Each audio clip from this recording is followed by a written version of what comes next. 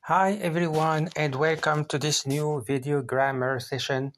So the topic of today is countable and uncountable nouns. So let's begin. Countable nouns. Countable nouns are for things we can count. They usually have a singular and plural form. So countable nouns are nouns that we can count and have both singular and plural form.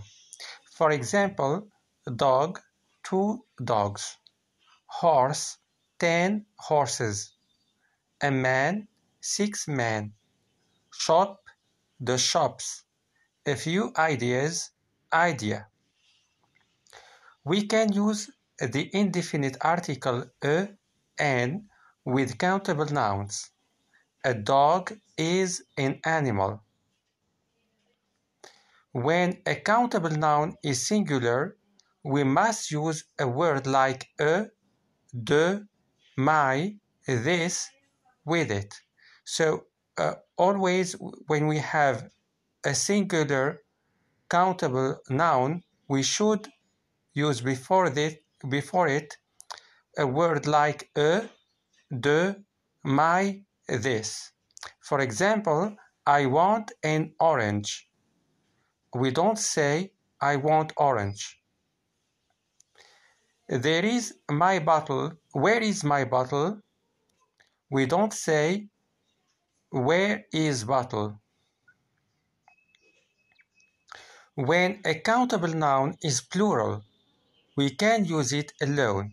So in the case if this countable noun is in plural, then we can use it alone. For example, I like oranges. Bottles can break. We can use some and any with countable nouns. I've got some dollars. Have you got any pens? We can use a few and many with countable nouns. I've got a few dollars. I haven't got many pens. Now let's go to uncountable nouns. Uncountable nouns are for the things that we cannot count. For example, tea, sugar, water, air, rice. They are often the names of abstract ideas or qualities. For example, knowledge, beauty, anger, fear, love. They are used with a singular verb. They usually do not have a plural form. We cannot say sugars, angers, knowledges. Examples of common uncountable nouns: money, furniture, happiness, sadness, research, evidence, safety, beauty, knowledge.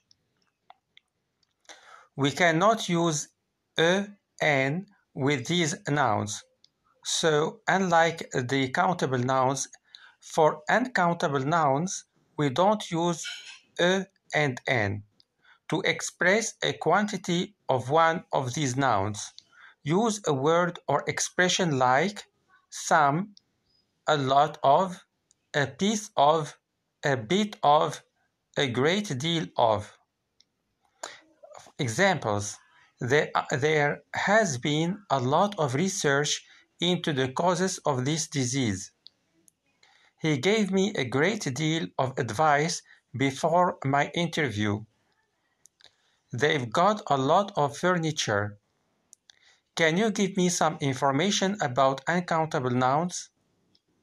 Some nouns are countable in other languages, but uncountable in English.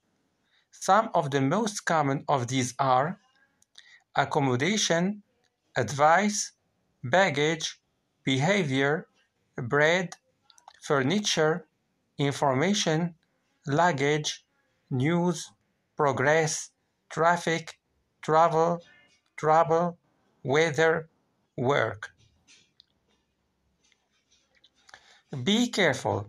Sometimes the same noun can be countable and uncountable, often with a change of meaning.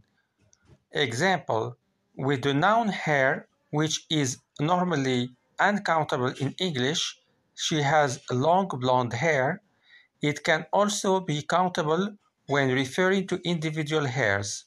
My father's getting a few gray hairs now. So let's give some examples of nouns that could be at the same countable and uncountable. So the noun hair in countable form, there are 2 hairs in my coffee. Uncountable, I don't have much hair. Light, countable, there are 2 lights in our bedroom. Uncountable, close the curtain, there's too much light. Noise, countable, shh, I thought I heard a noise. There are so many different noises in the city. Uncountable is difficult to work when there is so much noise. Paper, uncountable, countable. Have you got a paper to read? Newspaper. Hand me those student papers. Now uncountable form. I want to draw a picture. Have you got some paper? Room. For countable form, our house has 7 rooms. Uncountable form, is there room for me to sit here? Time. Countable form, we had a great time at the party. How many times have I told you no? And uncountable form, have you got time for a cup of coffee? Work. For countable form, Macbeth is one of Shakespeare's greatest works. And for uncountable form, I have no money, I need work.